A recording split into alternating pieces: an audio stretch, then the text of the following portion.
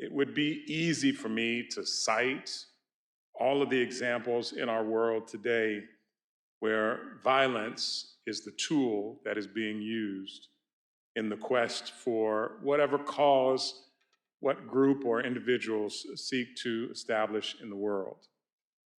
As we honor Dr. King, and if we truly value this idea of peace and justice, there's a few things that I think that we need to do in order to go along on that journey. The first thing is that we need to make sure that we have a functional definition of peace in our hearts, in our lives. Many of us could come up with philosophers and others who have commented on this, and I don't mean to replace any of the wise words that have already entered humanity, but I do want us to think about peace as more than the absence of conflict. There are times when the absence of conflict is caused by subjugation of one group or person or by another. The reality is that that is not peace. It is simply war deferred. Peace is a status in which everyone has what they need to thrive in life, to pursue joy and happiness, and the freedom that they need to do so unfettered. Peace is a world in which we're able to establish so much trust amongst ourselves as human beings that we are less worried about making sure that we manipulate or use force to have what we want, that we trust that the world of peace will give us what we need, and so we, in response, contribute to the world what we see are the needs of others around us. In order to have real peace, we have to break out of the paradigms that we have in our world that see us and them. You do not have to have one particular religious or philosophical ideal in your heart to achieve peace. We don't all have to come from the same communities. We don't have to look alike. We don't have to worship the same. We don't have to worship at all. We don't have to see ourselves in the same socioeconomic brackets. We don't need the same education to be able to achieve peace. But we do have to have one central understanding that we agree to across faiths, across races, across cultures, across nations.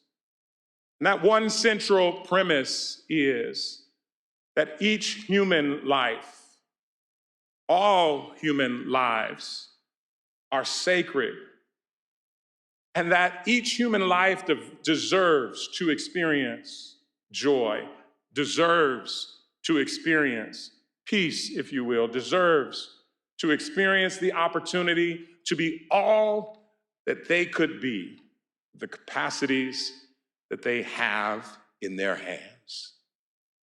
When we believe in that human reality, we will be able to live with the challenges that come to us that disturb our sense of peace when we may be comfortable, but others are suffering.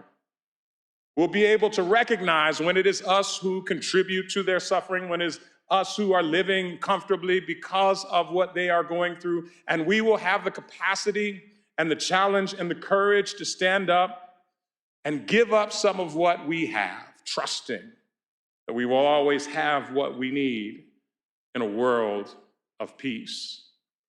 A world of peace is not one where no one ever complains. A world of peace is when we hear each other, when we hear each other's complaints, and not from the lens of trying to respond to them with the opportunity to put them down or to make them feel like they deserve to be in the status they're in, but to hear each one's pain, to hear each one's groan, and to take the agency and power that we may have in our hands to make their lives a little bit better. Someone else living in peace and prosperity and joy is not something that will stop your opportunity to live in the same. When we all trust and anchor ourselves in that particular way, we can go on a quest for peace because we won't worry about what we need to protect and hold back for ourselves.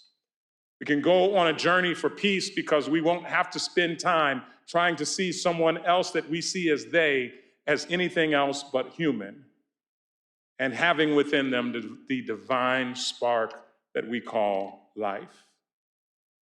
We can go on a quest for peace and justice that does not have to find itself in little quips on social media or on our favorite news channel, but rather can be in the daily interactions of how we go about living a life of love, a life of accountability, a life that is open to all in the way that we serve the world. You see, the quest for peace does not start online. It does not start in the Middle East. It does not start in Eastern Europe. The quest for peace begins within. The quest for peace begins with our own reflection and our own ability to recognize when we have turned to violence. Your violence may not be with weapons. Your violence may not be with words. But whatever way that you use power to subjugate another becomes the opportunity for us to begin seeking peace, first within ourselves, and then within the world. I want to thank you all for being here today.